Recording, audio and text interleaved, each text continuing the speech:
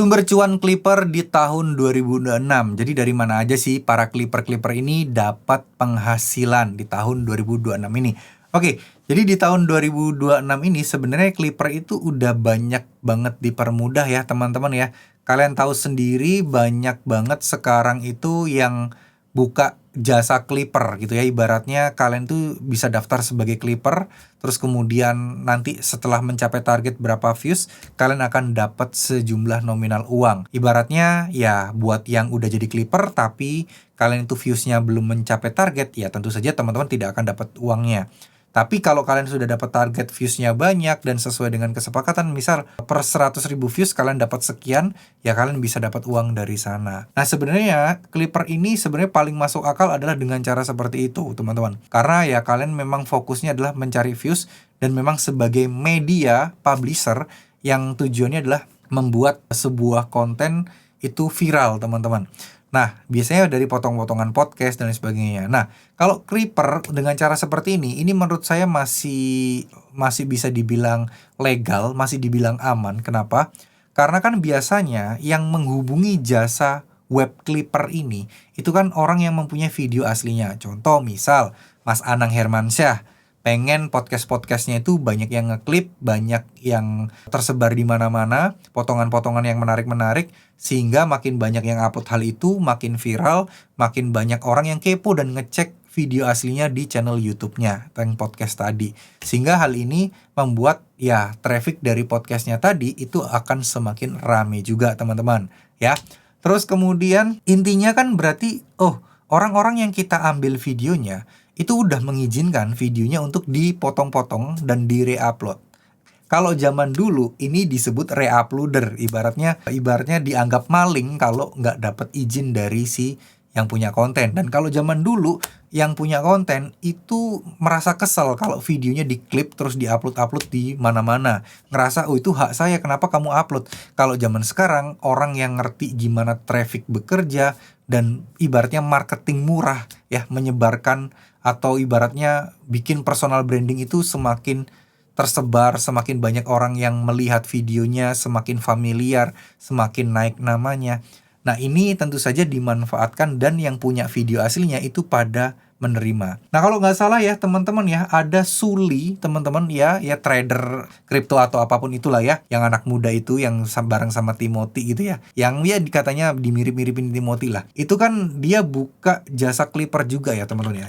Itu kalau nggak salah websitenya apa sih? Saya lupa deh teman-teman. Jadi dia itu buka juga, terus kemudian ada juga dari Ko Andrew ya, itu juga punya perusahaan baru untuk Clipper juga.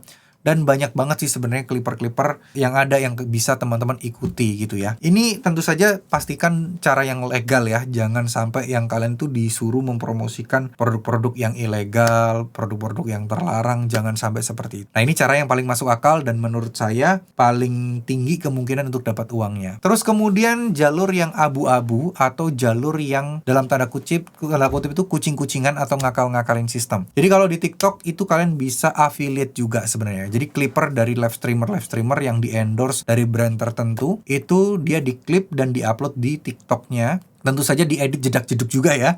Diedit JJ, terus kemudian kalau ada orang yang beli ya dari video tersebut, maka dia akan dapat komisinya. Nah, kalau tidak diedit-edit sedemikian rupa, tentu saja aplikasi TikTok akan mengenali bahwa ini re-upload dan juga tidak akan bisa mendapatkan komisi atau akun affiliate-nya akan dikenakan pelanggaran. Tapi kalau udah diedit sedemikian rupa, banyak kok yang sekarang masih lolos dan masih aman-aman aja ya. Nah itu kalau di TikTok. Nah sedangkan kalau di YouTube bagaimana? Di YouTube pun sebenarnya masih banyak beberapa channel yang masih dimonetisasi. Padahal dia Clipper atau mungkin bisa dibilang re-upload potongan-potongan dari podcast ataupun dari video-video orang lain. Nah sebenarnya ya ini juga kucing-kucingan. Kenapa saya bilang kucing-kucingan tadi? Ya karena banyak yang kena dismount, banyak yang monet juga. Kalau mereka tidak ada melakukan perubahan-perubahan signifikan di dalam video tersebut untuk di YouTube ya, ini akan sangat susah sekali untuk dimonetisasi. Dan kalaupun dimonetisasi berhasil, biasanya ujung-ujungnya akan kena dismount teman-teman ya. Jadi itu adalah sumber-sumber penghasilan dari Clipper sejauh ini ya. Yang paling masuk akal ya tentu saja pakai jasa Clipper tadi, karena kan udah pasti diizinkan oleh yang punya konten. Nah, sedangkan Clipper untuk di affiliate dan juga di YouTube, belum tentu yang punya video aslinya ini mengizinkan untuk videonya di-reupload, dijadikan affiliate ya, dengan editing sedemikian rupa, ataupun ya untuk dijadikan semacam kayak apa ya, kayak AdSense atau mungkin dikomersilin di akun orang lain gitu loh. Ini belum tentu mereka ikhlas dan belum tentu mereka mau. Nah, kalau yang pakai jasa Clipper tadi itu udah pasti banyak yang mau. Ini intinya gini loh, intinya. Yang punya video, yang memiliki hak dan berhak atas video itu mengizinkan untuk diklip, ya berarti nggak ada masalah dong. Tinggal kalian itu menyalahi aturan platform atau tidak. Nah, itu aja. Kalau platform menganggap ini sebuah pelanggaran berat, ya tentu saja jangan dilakukan. Ya, kalau kalian tetap lakukan, ya jadinya kucing-kucingan, sembunyi-sembunyi. Kalian berharap nggak kena pelanggaran, kalian tidur nggak nyenyak, karena bisa jadi suatu saat tiba-tiba akun kalian dihapuskan, kena banned, karena ya apa ibaratnya, ya namanya juga kucing-kucingan ya, begitu ketangkep, ya sudah, wassalam. Begitu teman-teman ya. Jadi Clipper ini memang sesuatu yang cukup menggiurkan untuk saat ini dan banyak orang yang dapat penghasilan besar. Tapi sekali lagi kalian tetap harus mempunyai ilmu yang namanya ya minimal basic digital marketing lah, atau mungkin mengerti bagaimana algoritma bekerja, mengerti bagaimana cara bikin kontennya, mengerti bagaimana cara membuat konten itu dikemas menjadi semenarik mungkin gitu ya. Karena yang pertama dengan Clipper, kalian itu kan udah mempunyai modal ya. Ibaratnya yang kalian klip kan orang-orang yang udah punya personal branding, punya nama, dan harusnya nggak susah untuk mendapatkan traffic. Nah, kalau kalian asal potong-potong, asal upload, ya tentu saja ya meskipun orang di video itu terkenal, tapi kalau poinnya nggak dapet, hooknya nggak kena, ya orang akan malas untuk nonton. Jadi Clipper itu juga bukan sesuatu yang mudah ya. Kalian juga harus meneliti kira-kira poin mana yang membuat hal itu tuh menjadi lebih bagus, terlihat lebih bagus, dan menarik perhatian orang. Nah, itu tuh kuncinya. Itu tuh fokusnya sebenarnya teman-teman. Ya, jadi mungkin segitu dulu apa yang bisa saya sampaikan. Mohon maaf jika ada salah-salah kata. Jadi buat kalian yang pengen jadi Clipper, buat di YouTube, buat di TikTok affiliate, nah itu kalian juga harus pelajari juga gimana caranya kalian edit sedemikian rupa sehingga tidak kena konten berulang atau dianggap re-uploader ya. Karena ya buat saya pribadi ya paling aman ya yang diizinkan. Dan tapi itu untuk masalah uangnya juga gimana ya, bisa kita jadi kayak ketergantungan dengan platform tersebut. Kalau platform tersebut udah nggak bayar, ya sudah berhenti gitu kan. Nah, misal kalau si yang punya jasa Clipper ini udah nggak ada kerjasama dengan yang punya video aslinya yang menyewa jasa Clipper tersebut, ya konten tersebut itu akan jadi sia-sia teman-teman. Ibaratnya tidak akan menghasilkan uang lagi.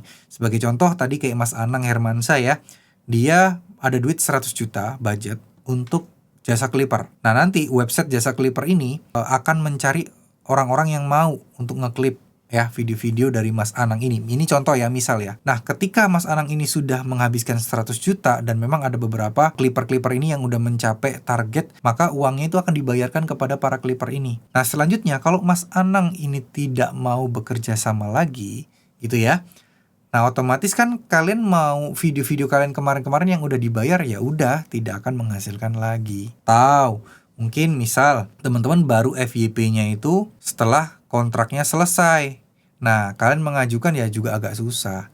Pastinya kan ada tenggat waktu juga, nggak bisa kan jadi aset selama-lamanya. Berbeda kalau kalian punya konten sendiri, kalian bangun personal branding sendiri, video zaman-zaman dulu itu akan tetap bisa berguna dan bermanfaat teman-teman. Ya, oke, mungkin segitu dulu. Mohon maaf jika ada salah-salah kata. Terima kasih. Wassalamualaikum warahmatullahi wabarakatuh.